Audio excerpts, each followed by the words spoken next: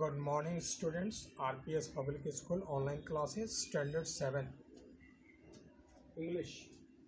Students, today we shall come across a new chapter that's name is On Being Sarah. Exactly this name, On Being Sarah. It's a new chapter for you and today we shall discuss over it. Students, as you know, some childs or kids by born they are paralyzed or any kind of defects, physical defects during their born periods, and by birth they get some orphanage system, you see, the in a physical manner, and they could not see well, they could not write well, they could not hear well. Like this deformation took place during the birth period. So this kind of story just similar to that very things.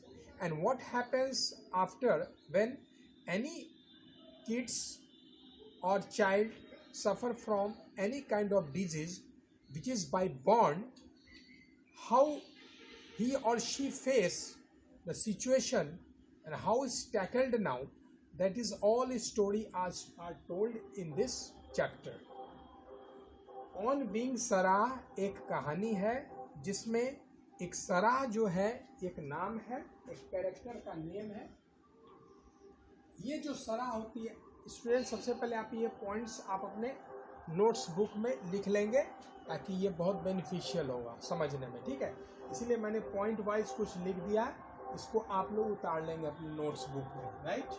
अब मैं एक एक point करके आपको मैं explain करूँगा, ठीक है, उसको आप ध्यान से सुनेंगे। जैसे ऑन बीइंग सराह मतलब एक सराह की कहानी है, और इस सराह में जब वो अपने सोसाइटी में रहती है, जब एक सराह एक कैरेक्टर नाम दे दिया गया है, जब इस टाइप का कैरेक्टर का कोई भी किड्स या बच्चा जन्म लेता है दुनिया में, उसके साथ कौन कौन सी परेशानियाँ आती है, उसके साथ मान ले शारीरिक तौर पर अगर वो उसके शरीर में कुछ तरह की दिक्कतें आ गई, परेशानी आ गई, तो कैसे वो फेस करते हैं बच्चे, उस तरह के बात को इस कहानी में दर्शाया गया है, ठीक है।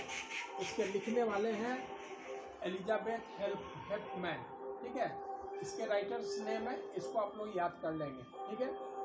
तो अब हम आते हैं कहानी की तरफ। मैंने बता दिया कि कोई बच्चा अगर जन्मजात उसके अंदर किसी तरह की खराबी आ जाती है, चाहे वो देखने में हो, बचपन से कोई अंधा होता है, कोई लूला लंगड़ा हो जाता है, किसी को सुनाई नहीं देती है, किसी को ब्रेन काम नहीं करता है, हाँ, इस तरह के बहुत सारे बच्चों को बाय बर्थ हो जाता है, यानी जन्म के समय ही हो जाता है, या जन्म के बाद भी कुछ ऐसी विकृतियाँ आ जाती हैं, चोट लगने के कारण ब्रेन में बहुत सारी प्रॉब्लम्स आ जाती है। तो पॉइंट वाइज हम आपको एक्सप्लेन करें इस चैप्टर के बारे में, आप लोग ध्यान से सुनेंगे, ठीक है। सराह का पूरा नाम क्या था, पॉइंट वाइज आप ध्यान देंगे। सराह का पूरा नाम था सराह बेनेट, ठीक है। सराह बेनेट को एक बीमारी थी, बचपन से एक बीमारी थी, उस बीमारी का नाम था सेरेब्रल पाल्सी। ये बीमारी का नाम है, ये डिजीज है, एक प्रकार का डिजीज होता है, एक बीमारी होती है, जन्मजात भी होती है और चोट लगने के कारण भी हो जाती है ब्रेन में। तो इसका इस बीमारी में होता क्या है, अब आपके मन में सवाल आया होगा कि सर सराह बेनेट को बचपन से ये बीमारी थी, सेरेब्रल पाल्सी ये बीमारी का नाम है, ये इस बीमारी में होता क्या है। तो होता ये है कि ब्रेन से मसल को मैसेज नहीं मिलता। मसल्स माने आप देख रहे हैं, जो भी आप अंदर में देख रहे हैं, ये सारा जो हमारे बॉडी में है सारा मसल्स है, उस मसल्स को ये मैसेज ब्रेन नहीं दे पाता है। और जब मसल्स को ब्रेन मैसेज नहीं भेज पाता है तो हमारी हाथें नहीं उठेंगी, हम बोल नहीं पाएंगे ठीक से, ठीक है ना, बोल नहीं पाएंगे, हमारा शरीर काम नहीं करेगा, पैर नहीं चलेगा। तो व्हील चेयर पर सराह को बैठने का व्यवस्था किया गया था, क्योंकि उसे प्रॉब्लम थी, ये बीमारी हो गई थी। तो इसमें क्या कर सकते थे, उसको प्रॉब्लम क्या था, कुड नॉट स्पीक। सभी बच्चे बोलते थे, वो बेचारी बोल नहीं पाती थी, उसको बड़ा सराह बेनेट को खराब लगता था कि सब बच्चे बोल पा रहे हैं, मैं बोलना भी चाहती हूँ तो नहीं बोल पाती हूँ, इस तरह से वर्ड निकलता था, लेकिन वो कुछ एक्सप्रेस नहीं कर पाती थी। ये बहुत ही प्रॉब्लम था। और जाहिर सी बात है, किसी बच्चे को सब बोल रहा है, वो कुछ नहीं कर पा रहे, तो उसको तो दिक्कत होगी ही। तो वो स्पीक बोल नहीं पाती थी। किस बीमारी के कारण? तो सेरेब्रल पाल्सी एक बीमारी थी, उसके कारण। उसमें और क्या क्या परेशानियां आती थी इस बीमारी में? बोल नहीं पाती थी, अनेबल टू कम्युनिकेट, किसी से बात भी नहीं करना। जब बोल नहीं पाएगी तो कम्युनिकेट कैसे करेगी किसी से? ठीक है। शी फेल्ट फ्रस्ट्रेटेड, फ्रस्ट्रेटेड मतलब घबरा जाना। फ्रस्ट्रेटेड मीन्स क्या होता है? घबरा जाना। उसको महसूस होना, वो घबरा जाती थी कि भाई हम तो किसी से बात भी नहीं कर पाते, ये ऐसा बीमारी हो गया। न किसी से बात कर पाते हैं, ना कम्युनिकेट कर पा रहे हैं, ना स्पीक कर पा रहे हैं, ना कम्युनिकेट कर पा रहे हैं। ये तो प्रॉब्लम है। जाहिर सी बात है, किसी भी बच्चे को घबराहट होगा, फ्रस्ट्रेटेड हो जाएगी। एंड आइसोलेटेड, आइसोलेटेड का मतलब होता है एकदम सबसे अलग हो जाना। जैसे दूसरे बोल रहे हैं और हम नहीं बोल पाएंगे तो हम अपना कट जाएंगे, सबसे अलग हो जाएंगे, क्योंकि हम तो उस टाइप का कर नहीं पा रहे हैं। तो इसीलिए वो एकदम अलग अपने आप को महसूस करती थी, isolated. until she found a way to express herself। ये बहुत बड़ा पॉइंट है, ध्यान दीजिएगा। जब तक उसको ये बात पता नहीं चला कि कैसे वो अपने आप को एक्सप्रेस कर सके, यानी व्यक्त अपनी कम्युनिकेशन कर सके, क्योंकि आगे की कहानी में आप पढ़ेंगे कि कैसे उसको एक रास्ता मिलता है दूसरे से कम्युनिकेट करने के लिए। वो किस तरह से मिलता है वो आगे बताएंगे। तब तक उसको फ्रस्ट्रेशन था कि हमको अभी तक इस चीज़ का हमको ज्ञान नहीं है, कैसे हम किसी से बात करें। सिस्टर से बात करना चाहती थी, अपने पेरेंट्स से बात करना चाहती थी, ये सब चीज़ वो कर नहीं पाती थी, और इसके कारण उसके अंदर में ग्लानि होती थी। वो करे तो क्या करे, अपने मदर से बात नहीं कर पाती थी। तो ये तब तक रहा जब तक उसको एक, बाद में हम आपको कहानी बताएंगे कैसे उसको एक डिवाइस मिलता है जिससे उसको समझ में आती है। ठीक है, तब तक उसको बहुत परेशानी थी। इस कहानी में कैरेक्टर्स भी होते हैं। जब स्टोरी है तो कहानी है तो कैरेक्टर्स भी है। कैरेक्टर्स में सारा खुद है, जो सारा बेनेट पूरा नाम है उसका। इसका मिसेस ब्रैडी है। मिसेस ब्रैडी क्या है? टीचर है, जो घर पर आती थी सारा को समझाने के लिए, बताने के लिए। मतलब समझती तो सब थी, लेकिन यही ना था कि वो एक्सप्रेस नहीं कर पाती। तो कुछ समझाने बुझाने पढ़ाने के ख्याल से वो teacher, as a teacher Mrs Brady आती थी। उसके परिवार में कौन थे? फादर थे, मदर थे, सिस्टर। ठीक है, ये कैरेक्टर्स आ गया। लेकिन इस सारी कहानी में फोकस सराह पर ही जा रहा है। ठीक है ना, सारी कहानी इसी के इर्द गिर्द आपको घूमेगा। ठीक है, अब वो कभी कभी परेशान हो जाती थी तो put her head, wheel chair पर बैठी हुई थी, तो बैठी रहती थी। वो जो अपंग लोगों का जो चेयर बना रहता है, जो बगल में पहिया होता है, उसको ऐसे ऐसे उसको आगे बढ़ता है, इस तरह का करता है, उस तरह का चेयर पर वो बैठी रहती थी। तो कभी कभी पुट हर हेड, अपने सर को डाउन कर लेती थी on the tray of her wheel chair. हाँ, कभी कभी इतना फ्रस्ट्रेटेड हो जाती थी कि अपने सर को नीचे डाउन कर लेती थी। हाँ, किस पर? व्हील चेयर के ट्रे के ऊपर में बना रहता था, जैसे हाथ रखने वाला, उसको ट्रे बोलते हैं, वहाँ पर करती थी। और कभी कभी चिल्लाने भी लगती थी कि क्या मैं इसीलिए बनी हूँ कि मैं कुछ नहीं कर सकती हूँ। एट स्कूल, अब उसको क्या हुआ, स्कूल में अब उसको भेजा जाने लगा उस तरह का। स्कूल में कैसे? वो खुद नहीं जाती थी, उसको पहुंचाया जाता था। स्कूल में जाती थी, वहाँ भी आइसोलेशन उसको था ही। तो उसके लिए ऐसा ज़रूरी नहीं है कि सेरेब्रल पाल्सी जो हो तो सभी के लिए वैसा कम्युनिकेशन नहीं कर पाए, बोल नहीं पाए। कोई हाथ भी उठाने की कैपेसिटी हो जाती थी दूसरे बच्चों को, लेकिन इसको इस तरह का प्रॉब्लम पूरा बना हुआ था, ये कुछ नहीं कर पाता। तो स्कूल में उसके टीचर ने कहा, ठीक है, उसके टीचर ने एक सॉल्यूशन दिया, एक मतलब एक रास्ता निकाला कि भाई इस लड़की को कैसे हम करें कि ये कम्युनिकेट कर सके, यानी हमसे बात कर सके, हमसे कुछ रास्ता, मतलब हम टॉक कर सके। तो भाई रास्ता क्या है? तो उसके टीचर ने बोला कि symbols do what talking does. एक सिंबल का व्यवस्था किया जाता है, सिंबल एक बनाया जाएगा। सिंबल का मतलब क्या है? अब मान लीजिए हमको जैसे कि किसी सामान की जरूरत है, तो हम एक सिंबल बना देते हैं कि मान लें हम इस सिंबल की तरफ इशारा करेंगे। सिंबल बना हुआ, ऑलरेडी सिंबल बना हुआ है और हमने ऐसे ऐसे बना दिया। ठीक है, और मैंने कहा मुझे सामान की ज़रूरत है, मान लो हमको ज़रूरत हुआ, हम कम्युनिकेट करना चाह रहे हैं, क्योंकि ये बीमारी है तो वो बोल नहीं सकती थी, तो वो ऐसे करके इशारे से वो करेगी, तो इसे पता चलेगा और ये सिंबल चाह रही है, यानी इसको सामान की ज़रूरत है, ठीक है। तो बिना बोले हुए भी उसका काम हो गया। उसी तरह टीचर ने सिंबल, जिस चीज़ में जिस तरह का ज़रूरत है सिंबल, वो जो है हाँ उसने डेवलप किया टीचर ने, ठीक है।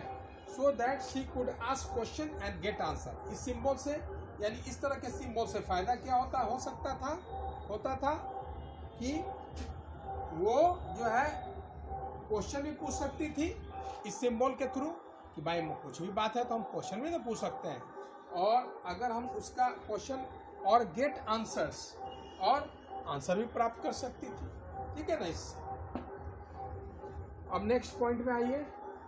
Seraj teacher made a symbol board for her to use at school, it had 300 symbols. तो सरा के टीचर ने किस तरह का सिंबल बनाया, सिंबल बोर्ड बनाया, ठीक है। एक बोर्ड बना दिया सिंबल बोर्ड, जिसमें हर तरह का सिंबल दे दिया गया कि ये सामान का ये ज़रूरत होगा, उस सामान का वो ज़रूरत होगा, तो इस तरह के बोलेगी। अगर उसको अपनी फीलिंग्स को जाहिर करनी है, खुशी को जाहिर करनी है, तो उसका क्या सिंबल होगा। उसको अगर गुस्सा जाहिर करना है तो वो कौन सा सिंबल होगा। अगर वो सिस्टर से बात करना चाहती है तो वो कौन सा सिंबल होगा। फादर से बात करना चाहती है तो क्या सिंबल होगा। हर चीज़ का एक सिंबल बना दिया गया था, टीचर ने उसको बनाया सिंबल बोर्ड, ठीक है। उसमें for her to use at school, जिसको वो यूज़ कर सके स्कूल में, ताकि उसकी पढ़ाई भी हो जाए और काम भी हो जाए। इट हैड 300 सिंबल, 300 सिंबल बनाया गया था उसके लिए, 300 सिंबल। तो आप इमेजिन कर सकते हैं कि 300 सिंबल्स कितना हो सकता है। तो 300 सिंबल्स काफ़ी था, जिसको हम लोग देख सकते हैं। तो 300 सिंबल्स था। सरा के लिए एक उसी सिंबल का, 300 सिंबल का एक बोर्ड बनाया गया, ब्लिस सिंबल बोर्ड इसको बोलते हैं। जो बोर्ड बनाया गया जिसमें आप अपने फीलिंग्स को, अपने खुशी को, अपने गम को, अपने क्वेश्चंस को, जो सवाल पूछना है, अपने क्या कम्युनिकेट करना है, किस तरह से करना है, किस हालात में करना है, वो सारा सिंबल जो बनाया गया, उस सिंबल का एक बोर्ड का नाम था bliss symbol board. Bliss symbol board वैसे बोर्ड तो इस तरह का बोर्ड था, बना हुआ था ब्लिस सिंबल बोर्ड। ये ब्लिस सिंबल बोर्ड में क्या खासियत होती है कि हर ज़रूरत का आप जो अपना एक्सप्रेशन देना चाहते हैं किसी और को, वो सारा चीज़ उसमें मौजूद रहता है। उसके लिए आपको ट्रेनिंग दे दी जाती है कि आपको इस सिंबल को किस समय किसके लिए यूज़ करना है, ठीक है। तो ये आसानी हो जाता है उसको। ये तो बहुत ही आसान हो गया सर के लिए कम्युनिकेट करना कि भाई ऐसा जब सिंबल किसी के लिए बन जाए तो ठीक है, कुदरत ने जो दे दिया सो दे दिया, उसको तो हमको एक्सेप्ट करना ही होगा, लेकिन अब उसका एक सॉल्यूशन निकाल दिया जाता है, ठीक है ना। वो होता है। अब ब्लिस सिंबल बोर्ड में क्या था, एक एग्जाम्पल में आपके बुक में भी दिया हुआ है, मैं उसको खाली यहाँ पर हाईलाइट कर रहा हूँ। ये जैसे उसको मदर से मान लो बात करना है तो ये सिंबल बना दिया है। ये सिंबल को इंडिकेट की, यानी वो मदर से बात करना चाहती है। अगर फादर से उसको बात करना है तो ये सिंबल बनाया हुआ था। अगर सिस्टर से बात करना है तो इस तरह का सिंबल बना दिया गया था। ये सारा सिंबल ब्लिस सिंबल बोर्ड में दिया हुआ, ठीक है। अगर नो करना है तो अपर लेफ्ट में ऐसा बना हुआ था बोर्ड का, ब्लिस सिंबल बोर्ड में अपर लेफ्ट में इस तरह का सिंबल बना था। अगर आपको यस करना है तो ये इस तरह का सिंबल बना दिया गया था। ये सिंबल पे तब इशारा करे तो समझो यस है। तो अब अपने जब ये सब सिंबल देखती है तो बहुत ही एक अच्छा चेंजिंग क्या आता है कि उसी सिंबल के जरिए सरा बेनेट जो है वो अपने मम्मी से पूछती है कि आखिर हमारे में डिफॉर्मेशन आया तो कैसे आया, ठीक है। ये सारा सिंबल से बात चल रहा था। उसी में कहती है उसकी मदर सेड सिंबल के थ्रू में पार्ट ऑफ सरा। अच्छा देखो कुछ एक और बात हम इसे बताना चाहेंगे कि सरा की जो मदर थी वो कुछ सिंबल बना ली थी यहाँ पर अपने किचन में, बना ली थी कि अगर तुमको बात करना हो सरा तो ये सब सिंबल से तुम हमको कम्युनिकेट करना, मैं समझ जाऊँगी, ठीक है। अब मदर से कहती है, अब वो इशारा से सिंबल से ब्लिस सिंबल बोर्ड से जब बात करती है और कुछ सिंबल दिए रहते हैं, उस बोर्ड के जरिए बात करती है, मदर से बात होती है। तो सरा पूछती है कि भाई उसको इस तरह का डिफॉर्मेशन कैसे होने का क्या हुआ, कैसे। तो मदर बोलती है कि पार्ट ऑफ सरा ब्रेन में हैव बीन इंज्योर्ड, हो सकता है कि सना का जो ब्रेन है, ब्रेन में चोट लगती है तो काम नहीं करता है ना, बोलने की वोकल पावर चली जाती है। हो सकता है कि सना को जो चोट लगा होगा वो घायल हो गई होगी, या about the time she was born और बिफोर, यानी जन्म के पहले या जन्म के बाद। ठीक है, जन्म के पहले भी जब बच्चा माँ के गर्भ में होता है उस समय भी बच्चे के अंदर उसका जब माइंड डेवलप करता है तो कुछ ऐसा पार्ट रह जाता है तो डेवलप नहीं कर पाता है, जिसके वजह से जब वो जन्म लेता है तो उसकी दिक्कत होती है। आप बहुत से बच्चों को देखोगे कि जब जन्म लेता है तो एकदम अजीब हरकत करता है, उसका ब्रेन उस तरह का नहीं डेवलप किया रहता है, तो ये बाय बॉर्न होता है। ठीक है, कोई सी मदर बोले कि हो सकता है ये हुआ तुम्हारे साथ, या तुम्हारा ब्रेन जो है had failed to develop, brain develop करना बंद हो गया होगा। तो ये सारे कारण से, लेकिन इन सारी बातों के बावजूद जब जानती है करती है तो सराह को एक चीज़ जरूर महसूस होता है कि चलो एक सिंबल के जरिए वो एक अपनी ज़िंदगी जी पाएगी, नहीं तो पूरा ज़िंदगी एक नरक के तरह हो जाता है। ठीक है, तो it will go to hell like this. So Sarah was very excited after getting this symbols. So इस तरह से आप इस कहानी में आपने देखा, आपको प्रेरणा मिली इस कहानी में कि हमें किसी के प्रति, किसी बात के प्रति निराश नहीं होनी चाहिए। जब ईश्वर एक चीज़ गलत होता है, किसी नेचर देता है उसके साथ, तो उसके लिए एक रास्ता भी खोल देता है और हमें उसका एक्सेप्ट करना चाहिए। ठीक है, सो इस कहानी से हमें यह भी प्रेरणा मिलती है कि जब ईश्वर हमें बाय बर्थ या किसी तरह का दे देता है तो हमें हताश नहीं होना चाहिए, उसके लिए संघर्षरत प्रयास करना चाहिए और रास्ता ईश्वर जरूर निकालते हैं। ठीक है, तो इसी चैप्टर के साथ आप इसका क्वेश्चन आंसर बना लेंगे और क्वेश्चन आंसर बनाएंगे, अपने आप को डेवलप करेंगे। फिर नेक्स्ट क्लास में हम एक नए चैप्टर के साथ फिर आपके सामने हाजिर होंगे। इसका वर्ड मीनिंग भी आप उसको ब्लू कलर में, ग्रीन कलर में सब दिया हुआ है, उसका वर्ड मीनिंग्स भी याद करेंगे, उसका क्वेश्चन आंसर भी बनाएंगे और अपने स्किल को डेवलप करेंगे। Till then, goodbye, we shall meet in the next video. Thanks.